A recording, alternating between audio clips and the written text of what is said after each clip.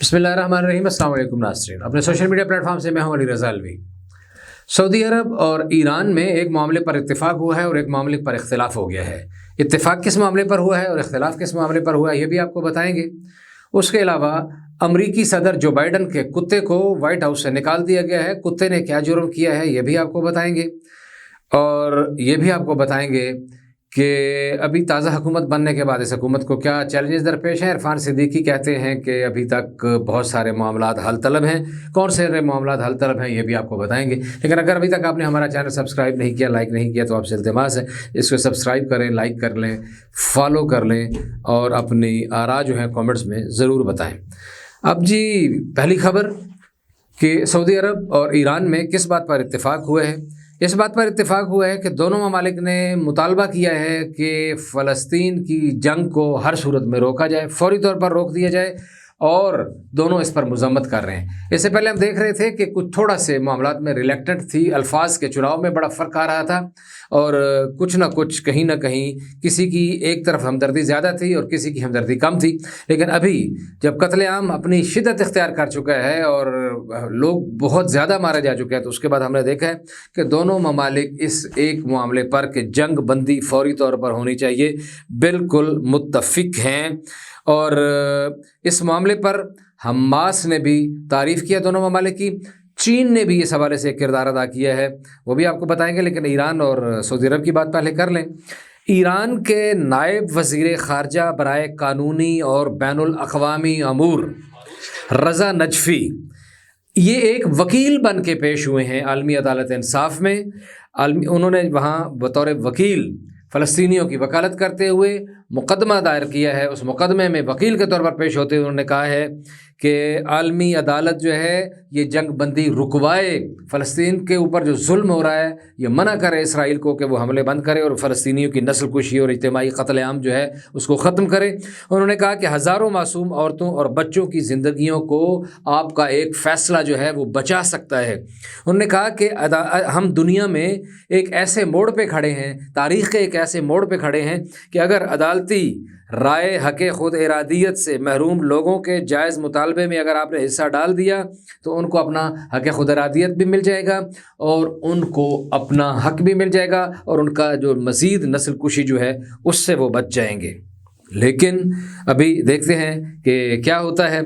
और ये इस तरह किया गया एक मुतालबा जो इसमें इस बात पे ये दोनों मुत्तफ़िक हैं, सऊदी अरब और ईरान, कि ये जंग बंदी होनी चाहिए। और एक बात भी इख्तिलाफ जो मैंने बताया, इख्तिलाफ ये है कि सऊदी अरब दो रियासती हल चाहता है। वो कहता है कि जंग बंदी हो जाए लेकिन दो रियासती हल होना चाहिए, जबकि ईरान ये कहता है कि ये दो रियासती हल कोई फार्मूला नहीं है। ये ऐसे ही है कि अगर एक डाकू आपके घर में घुस जाए, कोई चोर आपके घर में घुस जाए, आपकी ज़री ज़मीन पर, आपके घर पर, आपकी दुकान पर, आपकी मार्केट पर, आपकी फैक्ट्री पर, आपकी किसी भी जायदाद पर कब्ज़ा कर ले, आके बैठ जाए और काबिज़ हो जाए बंदूक के ज़ोर पे, और उसके बाद वो कहे कि इसमें आधा आपका है और आधा मेरा है, तो ये बात काबिल कबूल नहीं होती। तो वो ये समझते हैं, वो कहते हैं कि फ़लस्तीन की ज़मीन खालिसतन फ़लस्तीनियों की है, इसमें यहूदियों का, इसराइलियों का कुछ लेना देना नहीं है, तो इसलिए ये ज़मीन हर सूरत में फ़लस्तीनियों को दी जाए और इक़्तिदार उनको दिया जाए। ईरान ये समझता है, जबकि सऊदी अरब जो है ये कहता है कि दो रियासती हल होना चाहिए। सऊदी वज़ीर ख़ारजा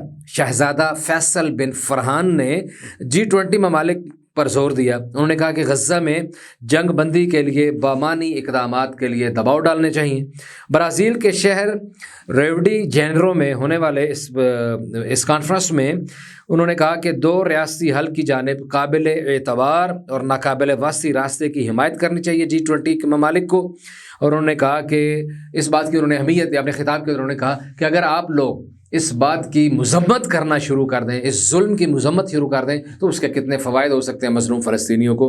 और उन्होंने ज़ोर दिया कि लोग मज़म्मत करें। आपको ये तो पता है ब्राज़ील के सदर ने, मैंने अपने पीछे एक व्लॉग में उसकी बहुत तारीफ़ की थी कि वो नंबर ले गए थे ब्राज़ीलियन सदर के आलमी जो मुसलमान हुक्मरान हैं, OIC है, हुक्मरान जो हैं वो बड़े रिलेक्टेड हैं। अवाम की तुलना में तो बहुत दुख है, बहुत तकलीफ़ है, एहतजाज भी कर रहे हैं, लेकिन हुक्मरान ज़ाहिर है कि अमेरिका के कासालेस हैं, मजबूर हैं, भिखारी हैं, उसके हाथों डरे हुए हैं, बिके हुए हैं, तो वो कोई बात नहीं करते।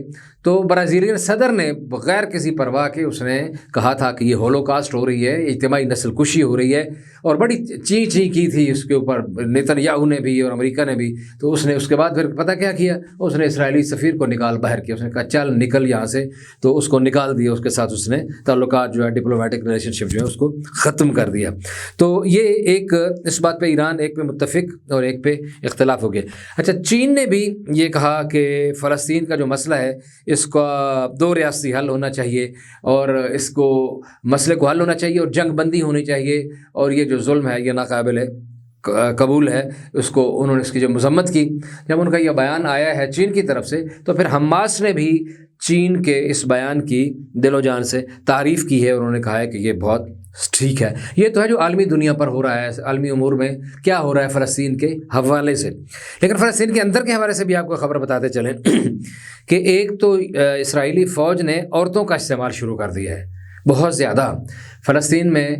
یہ پہلے تو مردوں کو ٹریپ کرنے کے لیے عورتوں کو استعمال کرتے تھے، اس دفعہ یہ مردوں کو اور عورتوں کو اور بچوں کو قتل کرنے کے لیے عورتوں کا استعمال کر رہے ہیں۔ فلسطینی کو قتل عام کرنے کے لیے عورتیں، اسرائیلی صہیونی فوج کی عورتیں جو ہیں وہ فوج میں جو شامل ہیں وہ اندھا فائرنگ کرتی ہیں اور گھروں میں گھس کے ان لوگوں کو شہید کر رہی ہیں اور ان کو نقصان پہنچا رہی ہیں۔ اسی حوالے سے ایک اور یہودی فوجی جو تھا میجر شالوم رفیقائی، اس نے کچھ دن پہلے یہ لوٹ مار کرتا رہا فلسطینیوں کے گھروں میں جا کے لوٹ مار کرنا، سامان اٹھا لینا، چوری کر لینا، قیمتی چیزوں کو اٹھا لینا، سونا زیورات جو بھی ان کے گھروں میں چیزیں تھیں ان کو اٹھا کے لے جانا۔ اور بلکہ اس نے اس طرح بھی کیا تھا کہ اس نے ایک گھر کے ایک بزرگ، ظاہر ہے کہ مظاہرہ جنگ زدہ علاقہ ہے، اور پہلے وہ لوگ کنکریوں سے بھی لڑائی کرتے تھے، آج چلو ان کے پاس میزائل آ گئے، راکٹ آ گئے، تو وہ ایک زخمی بزرگ جو ہے جن کی ٹانگ متاثر تھی، تو ان کی نا سٹک اٹھا کے اس نے اپنی تصویریں بنائی تھی اور مذاق اڑایا تھا، اور ان کو مذاق اڑایا تھا۔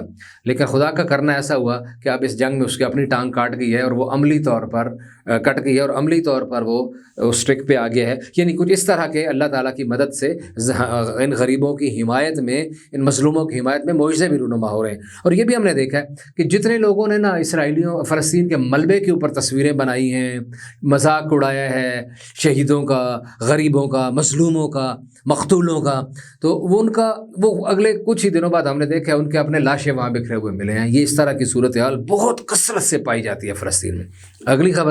اگلی خبر جناب، یہ اسی کے ساتھ متعلقہ جو کتائب القسام مجاہدین اور کتائب المجاہدین دوسرے جو ہیں، انہوں نے اسرائیلی جہازوں کو ٹارگٹ کیا ہے اور روسی میزائلوں سے ٹارگٹ کیا ہے۔